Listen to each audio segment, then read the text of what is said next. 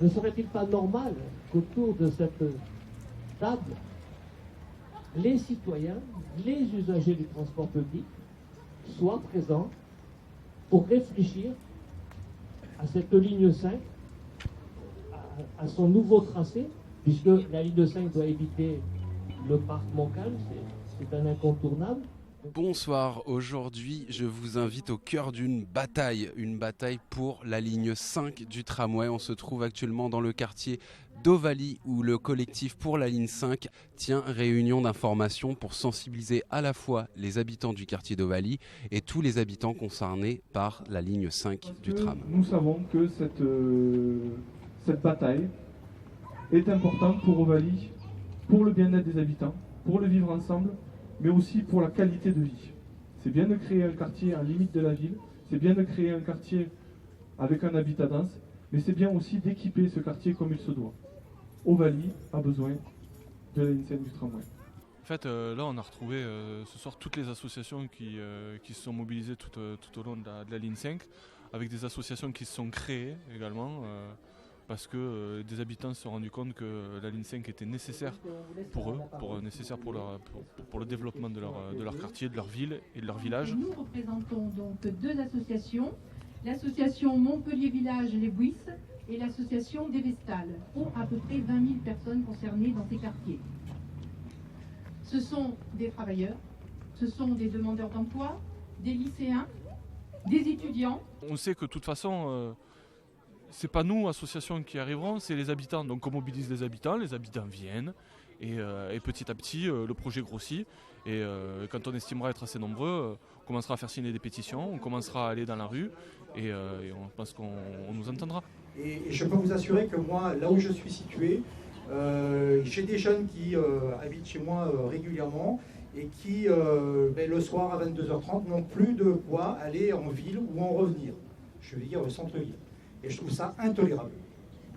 Donc on travaille sur deux phases. La première, c'est on se réunit avec un comité de pilotage et on travaille sur la relation avec les élus, l'avancée du collectif, et on fait avancer le collectif, et des points d'étape qui sont tous les 5 du mois, dans un quartier, dans un espace, tout au long du parcours de la ligne 5.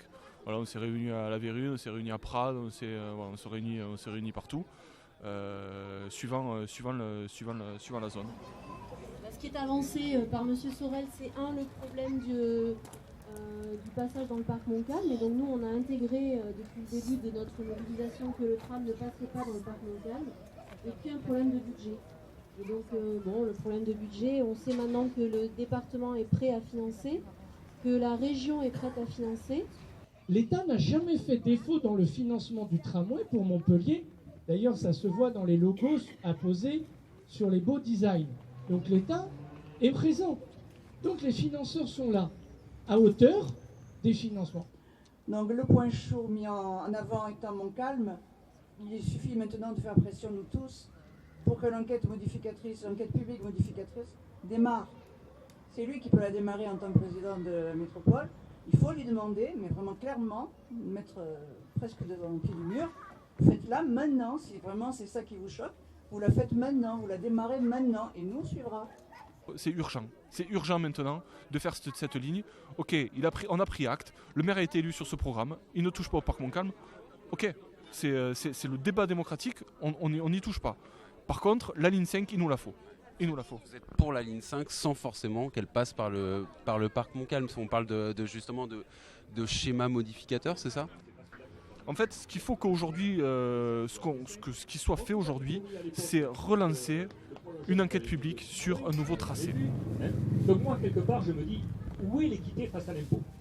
Voilà. C'est une question peut-être qu'il ne faut pas soulever et qui ne plaît pas à tout le monde, mais quelque part, on est dans l'agglomération, on était dans l'agglomération avant, on est dans la métropole maintenant, on paye nos impôts comme les autres et on ne voit rien venir. Je pense qu'on voit tous les quartiers et pour ça c'est très bien. Je pense qu'effectivement, si on arrive d'un début à la fin de la ligne prévue, de rencontrer les gens, chacun donne son point de vue, etc., c'est très bien. Je pense que c'est un excellent exercice de démocratie. Et je pense qu'à un moment, il va falloir quand même aller plus loin et aller un peu plus fort.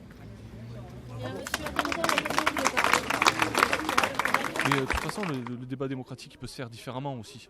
On n'est pas sur des démarches violentes ou sur des démarches vindicative. Aujourd'hui, on est sur du collaboratif, sur du participatif. Les gens ils viennent ici, ils participent, ils collaborent.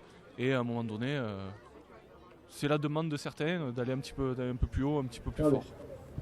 Avec que des fonds de commerce inoccupés. Tous. Sur une place. D'un nouveau quartier de la ville de Montpellier. Tous les commerces ici, tous les fonds de commerce sont inoccupés. Nous avons Art Déco, l'atelier de tapisserie qui s'est installé, une boulangerie, un visagiste de l'autre côté et un coiffeur.